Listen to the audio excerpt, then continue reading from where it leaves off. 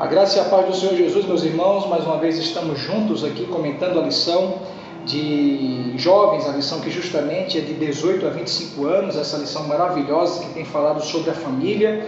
Quero parabenizar cada professor de escola bíblica dominical, cada aluno de escola dominical que tem tomado essa atitude de estudar as lições da escola bíblica dominical na sua escola dominical. E aqui estamos sempre dando algumas dicas rapidamente para que os professores possam somar aos seus estudos que têm buscado aperfeiçoar o conhecimento da palavra de Deus. E a lição de hoje, acredito que é uma lição que mexe com qualquer jovem.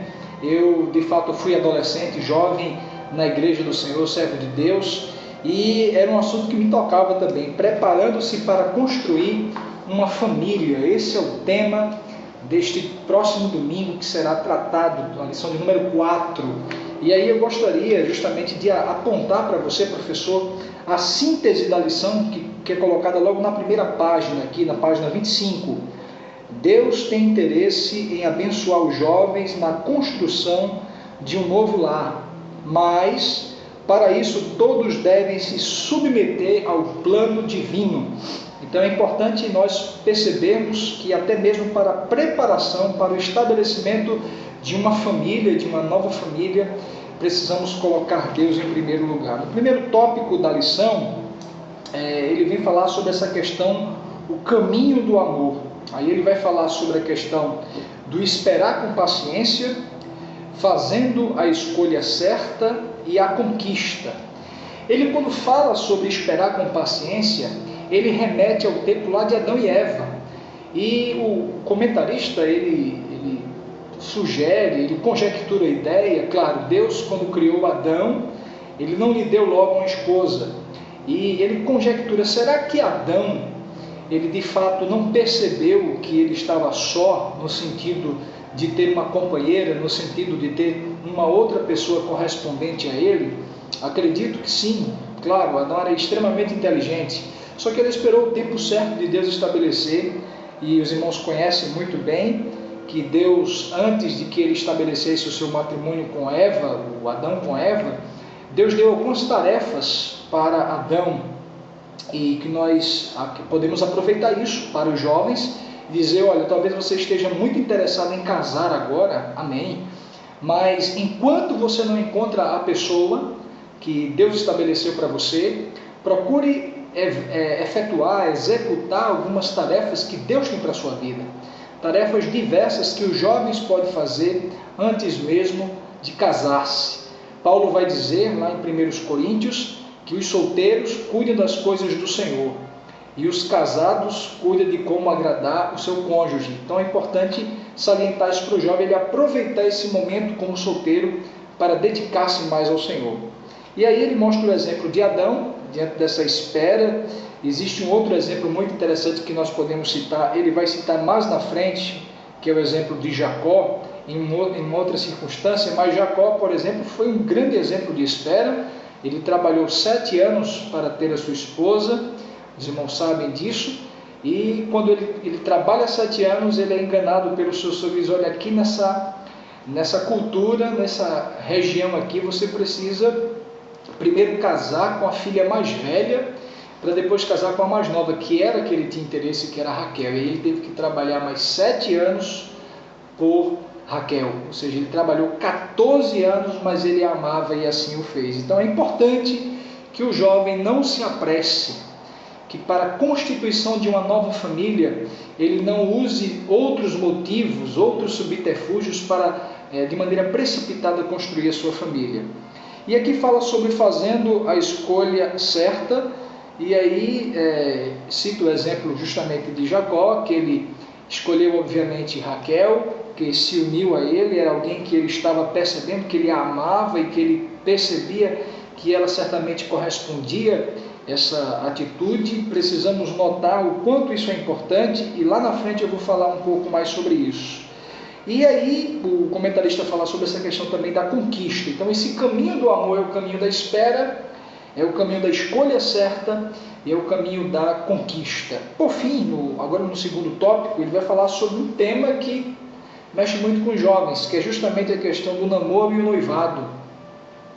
Ele vai mostrar que na Bíblia não existem relatos sobre namoro, não existe nenhum tipo de relato voltado para essa questão do namoro, e aqui o comentarista ele vai muito feliz mostrar que já o noivado era algo mais presente, era justamente aquele compromisso. Vemos que principalmente no Antigo Testamento os casamentos eles eram arranjados, é isso mesmo, muitas vezes o pai de um garoto conversava com o pai de uma garota e ali eles já se organizavam e prometiam um filho um para o outro, e acontecia muito isso. Não era muito presente essa questão do namoro no contexto ali oriental, porém, contudo, nós percebemos que o noivado era algo muito mais presente, tanto no Antigo Testamento, como a questão do Novo Testamento, era justamente quando a pessoa já estava comprometida, o caso do próprio Jacó, que passou 7 anos trabalhando, e esses 7 anos justamente eram de comprometimento por aquela pessoa. E no segundo ponto desse segundo tópico, o querido professor, ele vai falar sobre 2 assuntos, sobre namoro e noivado, trazendo para os dias de hoje, que eu acredito que deve ser bastante aproveitado na sua aula, porque hoje nós temos uma juventude muito influenciada pela sociedade, essa sociedade utilitarista, essa sociedade relativista que não estabelece nenhuma lei como parâmetro. Nós temos a Bíblia, temos a Palavra de Deus como parâmetro para a nossa vida, e é importante que nós nos apoderemos dessa temática de namoro e noivado para melhor trabalhar esse tema. Ele vai trabalhar aqui, muito felizmente, que o namoro é uma oportunidade que os jovens têm de ter uma intimidade intelectual e uma intimidade emocional. Eu já ouvi uma palestra onde uma determinada irmã, ministrando há muitos anos atrás, ela disse que quando nós formos namorar, nós devemos namorar com o tipo de pessoa que nós queremos casar. Ou seja, ninguém namora por brincadeira. Se eu desejo casar com um certo tipo de pessoa, então eu devo procurar observar se esse tipo de pessoa está ali presente. Quem sabe eu posso, orando a Deus, tomar uma iniciativa de namorar com essa pessoa. Então, ninguém namora por brincadeira. Eu devo namorar com um tipo de pessoa com a qual eu vou casar. E no namoro, através desse momento de intimidade intelectual, de um momento de intelectualidade emocional, de conhecimento, onde nós vamos conhecer melhor aquela pessoa nas diversas reações da vida dela, com a família, no trato com a família, no trato acadêmico, profissional e os mais diversos momentos possíveis na igreja, as chamadas que os jovens devem ter da parte de Deus devem estar com algo que possa de fato haver uma sintonia. Então esse é um momento de conhecimento, é um momento de usar a razão e não de usar muitas vezes o coração, mas usar a mente, a razão.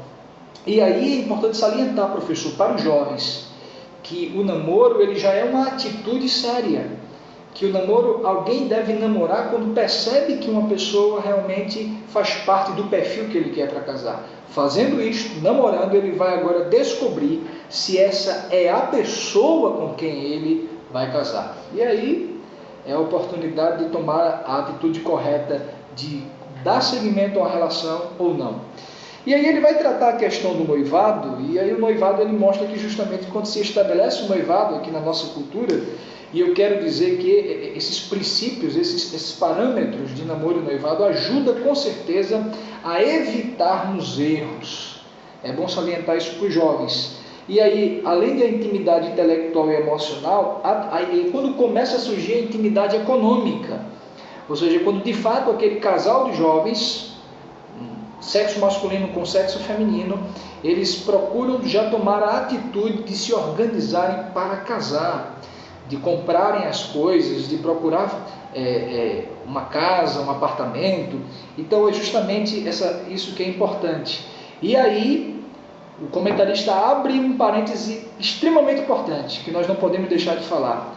E ele diz que nesse período de intimidade econômica, muito cuidado para não sair da vontade de Deus. Sempre lembrando que o sexo, a atividade sexual do casal, ele deve ser realizada dentro do casamento.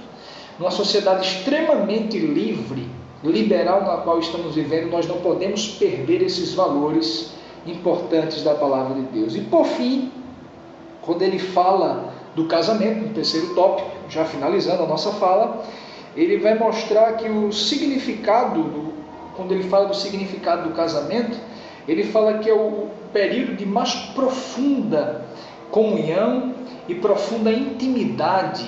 É o clímax dessa intimidade entre aqueles dois jovens. É quando eles não apenas vão unir-se economicamente, psicologicamente e nos mais diversos aspectos, como também fisicamente, onde ambos serão uma só carne. Agora há uma orientação muito importante que o comentarista fala sobre os meios de subsistência.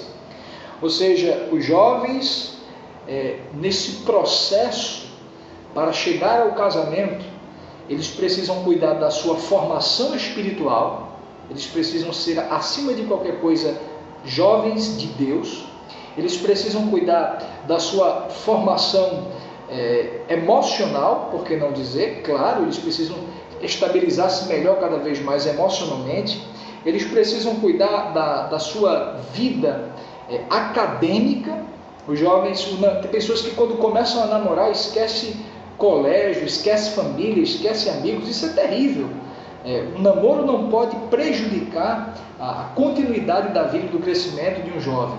Então ele deve crescer espiritualmente, emocionalmente, ele deve crescer, obviamente fisicamente, na sua saúde, deve crescer também no contexto da sua vida acadêmica. Ele não pode parar os seus estudos porque está namorando, ele deve estudar, ele deve buscar uma faculdade, uma universidade, e também a sua vida profissional. E é muito claro trabalhar isso para os jovens da sua classe, que não caia na loucura de casar desempregado, desempregada. Realmente precisa se fazer uma análise, precisa fazer realmente ponderar o quanto vai se gastar no dia a dia e se tem condições, porque a questão do casamento é algo que deve deixar pai e mãe, deve ser uma certa independência também financeira. E é importante que possa comunicar isso para os jovens. Por fim, ele fala solteiro mais feliz, ou seja, há fato de pessoas que o tempo passou e não casou, por N motivos, porque talvez não encontrou a pessoa correta, porque talvez não quis casar, por N motivos. Mas uma coisa é certa, mesmo que não tenha casado, a pessoa pode ser feliz, porque ela está debaixo da soberana vontade de Deus. Queridos, que Deus abençoe a cada um de vocês, que eu quero agradecer a participação de cada um espectador que tem assistido esses vídeos, que você possa compartilhar e que possamos motivar a nossa juventude para ir à escola bíblica dominical, participando assim do maior seminário teológico de todos os tempos, que é a escola bíblica dominical. Que Deus abençoe a todos, em nome de Jesus. Amém.